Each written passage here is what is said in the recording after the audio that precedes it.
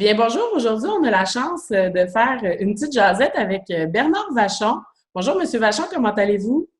Bonjour, très très bien, merci. Bien, enchanté de vous avoir. Vous êtes blogueur avec nous depuis les tout débuts, puisque la série de capsules, on l'a inscrit dans le 5e anniversaire de nos blogs. Donc, on est content de vous avoir comme étant un blogueur des premiers moments jusqu'à aujourd'hui. Donc, un grand merci. Monsieur Vachon, vous êtes professeur retraité de l'UQAM, spécialiste en développement local et régional. Puis depuis le début de vos contributions à nos blogs, vous nous parlez souvent de la reconquête des régions et des territoires. Puis là, ben, il me semble qu'avec le contexte actuel, il y a un momentum là, à saisir ou qui se dessine. Qu'est-ce que vous pensez de ça? Et effectivement, le contexte que l'on vit présentement de pandémie internationale, mais qui nous concerne particulièrement au Québec, et le confinement qui a été contraint en quelque sorte par cette pandémie, a amené plusieurs prises de conscience profondes et il nous a amené aussi à considérer certains aspects de l'occupation du territoire. Et notamment, moi, c'est un thème qui m'est cher depuis déjà plusieurs années. C'est tout ce qui concerne les évolutions économiques, sociales, technologiques qui ont des impacts sur l'occupation et la vitalité des territoires. Et notamment, il y a le phénomène relativement nouveau, mais qui prend de plus en plus d'ampleur et qui pourrait être favorisé en quelque sorte par le télétravail, c'est Ouais. l'exode urbain. On sait que Montréal, Québec, les grandes villes du Québec connaissent un phénomène d'exode urbain. Par exemple, Montréal a perdu des centaines de milliers de personnes au cours des dernières années. Et ce n'est pas uniquement les couronnes périurbaines qui en profitent, mais aussi les régions intermédiaires et même les régions éloignées. Ainsi, par exemple, pour illustrer là, quelque peu ce propos, le Bas-Saint-Laurent en 2001-2002, donc il y a environ une vingtaine d'années, avait un solde migratoire de 1095 personnes, alors qu'en 2018-2019, il y a eu un renversement de tendance qui fait qu'il y a plus de personnes qui entrent sur le territoire qu'il y en a qui quittent le territoire. Le bilan est de 125 personnes en OK. 2018-2019. Et si on considère une autre région, qui est celle de la Gaspésie des Îles-de-la-Madeleine, mais le bilan migratoire interrégional est de 131 personnes. Alors ça, c'est très significatif parce que ça met en quelque sorte fin à un long phénomène d'exode rural et d'exode régional.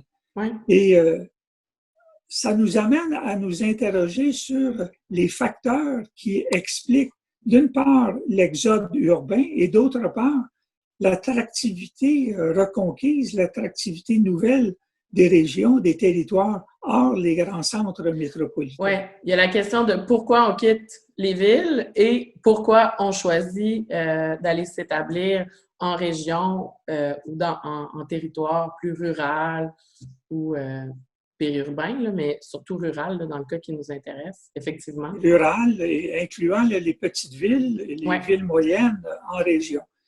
Alors, oui, effectivement, il y a plusieurs facteurs. Moi, je m'intéresse depuis longtemps à la question. On ne peut pas dire au Québec qu'il y ait beaucoup d'études approfondies sur le sujet. Certaines ont été conduites à l'INRS Urbanisation au cours des dernières années. Mais en gros, les facteurs principaux, ce sont des facteurs répulsifs, en quelque sorte, du point de vue des grandes métropoles. C'est-à-dire qu'il y a des dysfonctionnements. Je pense en particulier aux diverses formes de pollution, aux coûts élevés du foncier, de l'habitation, du logement. Ensuite, un certain degré d'insécurité, particulièrement dans certains quartiers. Il y a aussi bon, les diverses formes de pollution. On pense aux îlots de chaleur, à la qualité de l'air, ainsi de suite. Et puis, évidemment, au coût élevé de la vie dans les grands centres urbains en termes de taxes foncières, mais aussi d'une quantité de dépenses. On n'a qu'à penser au transport collectif, au transport en voiture, la congestion, le stationnement, et ainsi de suite. Bon, mais parallèlement, il y a les facteurs attractifs des territoires qui attirent un nombre important de personnes qui songent parfois à une alternative à la grande ville. Alors là, c'est évidemment la recherche d'une meilleure qualité de vie, la recherche de vivre autrement. Ce sont des concepts qui sont de plus en plus présents dans la société d'aujourd'hui, qui s'interrogent beaucoup sur notre façon de vivre, nos façons de consommer, nos façons de travailler, et ainsi de suite. Si bien qu'il y a un nombre croissant de personnes, et particulièrement de jeunes familles, de jeunes diplômés, qui recherchent cette alternative et qui sont attirés par cette qualité de vie qui prend plusieurs aspects. Et récemment, on sait que le premier ministre a encouragé beaucoup l'autosuffisance dans plusieurs domaines, domaine médical, mais aussi dans le domaine de l'alimentation. Tout à fait. Et au Québec, on parle depuis un certain nombre d'années de l'agriculture familiale, de l'agriculture communautaire, les fermiers de famille, les petits maraîchers. On a même des écoles qui enseignent les principes de la petite agriculture bio. On parle beaucoup de circuits courts, de paniers de légumes, et ainsi de suite. Alors, tout ça fait que les territoires hors des grands centres présentent des attraits qui sont de plus en plus recherchés et qui se conjuguent en quelque sorte dans un concept qui est celui du vivre autrement. Et on sait qu'un nombre croissant de personnes, de familles, sont attirées par ce vivre autrement. C'est ce qui fait que longtemps, les milieux ruraux, les milieux régionaux ont été des terres d'exode. De plus en plus, elles deviennent des lieux d'accueil.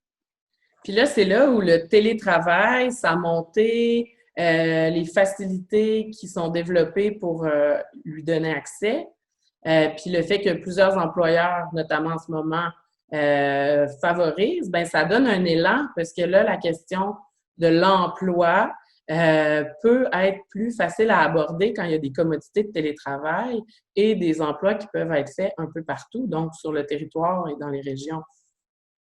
Effectivement, parce que, comme vous pouvez l'imaginer, ce n'est pas tout de rêver, ce n'est pas tout de vouloir quitter la ville. Encore faut-il qu'il y ait des opportunités d'emploi, des opportunités de travail. Alors aujourd'hui, on constate d'une part qu'il y a un nombre croissant d'entreprises et d'emplois qui peuvent se décloisonner, qui peuvent sortir des grands centres. On assiste à un éclatement de la force de production économique, mais aussi un éclatement des bassins d'emploi. L'économie se dématérialise dans plusieurs secteurs. Les emplois sur la base du télétravail, du travail à distance, peuvent sortir des grands centres et théoriquement, ces emplois fondés sur l'utilisation des technologies d'information et de communication et les activités économiques immatérielles, théoriquement, peuvent s'établir n'importe où. On parle d'activités footloose, c'est-à-dire d'activités ou d'emplois qui n'ont aucune attache territoriale préalable.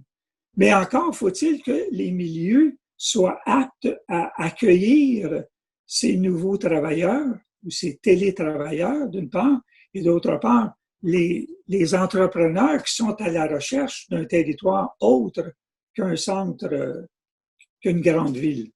Ouais. Alors, ça pose un défi aux petites villes en région, aux villes moyennes aussi, ainsi qu'aux territoires ruraux. On sait que plusieurs territoires ruraux, encore au Québec, n'ont pas une couverture Internet à haute vitesse. Alors, c'est un frein. Moi, j'habite dans une municipalité où ce n'est pas le cas, où jusqu'à tout récemment, on n'avait pas une bonne communication de téléphonie mobile.